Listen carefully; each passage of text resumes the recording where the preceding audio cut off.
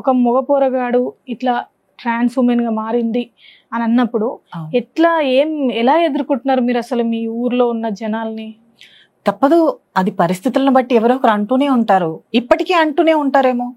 So అన్నిటినీ పట్టించుకొని నేను ఫ్యామిలీకి కూడా అదే చెప్తాను, మన లైఫ్ ని మనమే చూసుకోవాలి. మనం కష్టాల్లో ఉన్నప్పుడు ఎవరో ఆదరించరు, సో తోడుగా ఉండరు, సో వాళ్ళ మాటల్ని మనం ఎందుకు పట్టించుకోవాలి అని చెప్తాను. నేను కూడా ఎంత పాజిటివ్ గా మాట్లాడతాను, ఊర్లో ఉన్నప్పుడు రాక్షసిని, నిజానికి నా జోలికి రారు. భయపడతారేమో, అమ్మో గట్టి వేసుకుంటది. కానీ ఎప్పుడన్నా జరిగిందా అట్లాంటి? చాలా గొడవలు పడుతూనే, చిన్నప్పుడైతే మెయిల్గా ఉండేటప్పుడు గొడవలు పడుతూనే ఉండేదాన్ని. సో ఇప్పుడు రెస్పెక్ట్ ఇస్తారు, ఊరు వెళ్తే చాలా బాగా మాట్లాడతారు.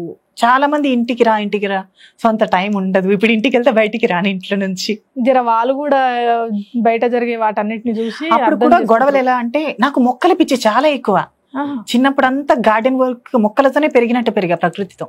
సో ఎవరైనా నా చెట్ల మీద పూలు కోసేసిన, సో బండ బూతులు తిట్టేదాన్ని. ఆడపిల్లలైండి మొక్కలు పెంచుకోలేరా? సో మొక్కల కోసం మాక్సిమం గొడవలు అయ్యాయి.